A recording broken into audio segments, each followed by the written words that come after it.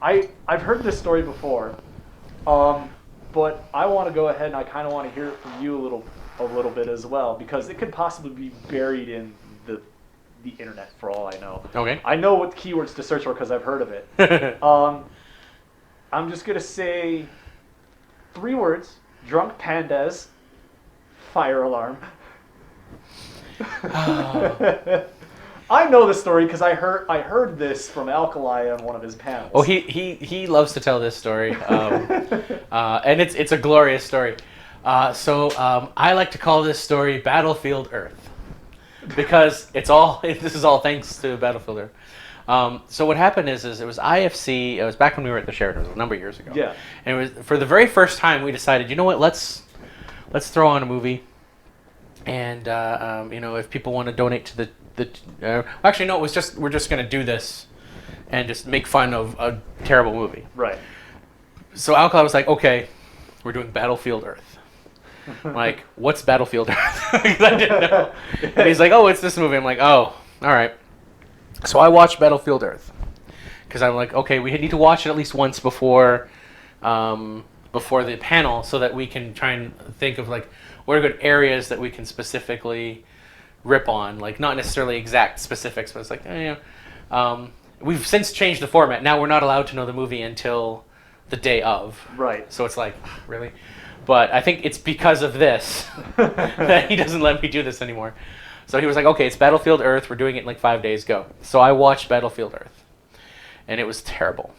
But it was just so bad I couldn't think of things in particular that, would be bad or would be good rules. And it's not like a good movie where there's shit moments. It's just it's shit moment. It's just after like shit moment. So I ended up watching it a second time, like the day before the con, because I'm like, I need to see because they wanted me to be rule master. It was like, no, $10 for this rule. Well, that's really a $100 rule because that happens like every 5 minutes. Right. But like, I really didn't come up with anything. Turns out none of them watched the movie beforehand. I was the only one. I watched it twice before the convention, so I was watching it for the 3rd time. And I had never noticed this.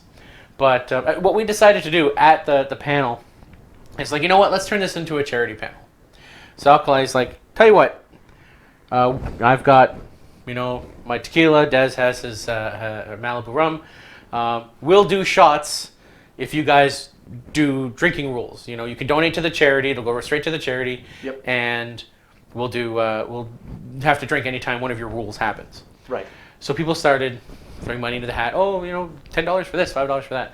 Somebody came up with a rule. Anytime there's a center screen wipe, which is like, here's the scene, and instead of just going to the next scene, it goes, which you see a few scenes in like the original Star Wars did that. Where they'll transition. Like you don't expect those sort of transitions. Like Star Wipe. You don't expect those in most major cinematography productions. Well, this one would be like, I'm in a scene, center screen wipe. I am flashbacking to an earlier moment. Remember when we talked to this person? Center screen wipe. I'm just across the room, but we center screen wipe to me. Center screen wipe. Ah, yes, that's correct. Center screen wipe. Ah, we're back out of the flashback. Good to know. I got a tiny bit drunk. I may have polished off an entire bottle of Malibu and looked over at my good friend Roxas, who was beside me, and I was like, Roxas, I'm out of my Malibu. Can I have some of your vanilla vodka? And him being the good, responsible friend, saw my state and went, have at. So the panel ends, and they're like, okay, everyone, thanks for coming. Lots of donations for the charity. We'll announce it at final closing ceremonies. Thank you so much. And they see that I haven't gotten out of my chair yet. And they're like, oh, hey, Des, you okay? And he's like, yeah, I'm good. Oh, Des is gone. So I go to get up out of the chair, and I'm like, wait. Chair, you supported me more than anyone has supported me at this entire convention. I love you, chair. Oh God, Des is gone. Let's get him out of the room. Table! I love you, table. You held our drinks for us and the TV. I love you, table. Oh. Come on, Des, let's go. Door!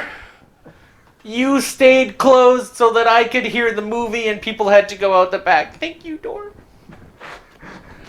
I thanked the carpet, walls, and every random human person, regardless of whether they were part of our convention, for coming out and supporting our convention. Literally, random hotel guests that were like, what is going on? Hotel staff that was like, towels. Like, literally just, thank you for supporting this convention. It means so much to me. You don't know how happy you being here makes me. We have a business convention that's happening, but you're welcome. So we get up, finally, to my room. And as we're getting outside the door, and they're like, okay, Des, got your key. I fling the, 3 or 4 people that are supporting me, holding me upright. I'm like, wait! Fire alarm. And they all stare in horror as I'm standing here like this with my hand right like an inch from the fire alarm. And none of them want to move because they're like, if we tackle him, he may pull it. And I'm like, fire alarm, you keep us safe. You warn us when there are fires. That's actually the fire detector, but in my mind it was the fire alarm. You spray us with water when there are fires, and we need that. I love you, fire alarm. But I'm not going to touch you. And then I just walk right into my room. And they all just went, oh, Des. But I was literally standing a hand out right, like, I want to touch you, but I'm not that stupid. And as drunk as I was. And of course, Alkali tells the Alkali version of that story. Yeah. Oh, which has his own flair to it. His own flair. We'll use that term, his own flair. Speaking of Alkali, has he ever gotten so trash drunk that there's a story on him that he doesn't want spoken? Because I'm interested in any said story. And this will be my last question. Not really because he was drunk. I mean, he was a little inebriated, but okay. So there was this one time at IFC where I'm in the ops room, and so is Nikki, who was my head of operations while I was chair. And we had this police officers coming and roaming during the late hours while the dance was going on, just keeping an eye on stuff, making sure there wasn't underage drinking and stuff happening. And we're like, okay, fine, whatever. The hotel wants it. We'll let them call them in. So just kind of roaming, keeping an eye on stuff. And then they come into the ops room. You have a panhandler in your lobby. We're like, what? It's like, yeah, do you want us to address that? And we're like, what are they doing? I was like, well, there's a tall man with a top hat. And he is encouraging people to pay him money to tell stories. And we went, oh, that's okay. That's our head of finance. That is not a panhandler. Those are charity donations. People can donate to the charity and he'll tell them the story. And they went, oh, okay. Try and tell him to act less like a panhandler. We're like, that's literally him. He is a panhandler for the charity. I mean, he literally is. So, but in terms of getting so drunk, a story that he doesn't want told, I mean, I've already told the katana story, so we can't get much worse than that. I think I've heard that katana story too. That was said, I want to say that was at MFF 18. I want to say that was MFF 18. Yes, it was MFF 18. And I want to say First Squared this past year I told it as well. Yeah, he was like, oh, you're going to tell that story? I'm like, you told me this story. That makes it fair game. Sorry. If you text me something, if you just say, keep this in confidence, but I'll keep it in confidence. If you text me, holy shit, this happened, I'm going to be like, this is fair game now. This is fair game. You know this.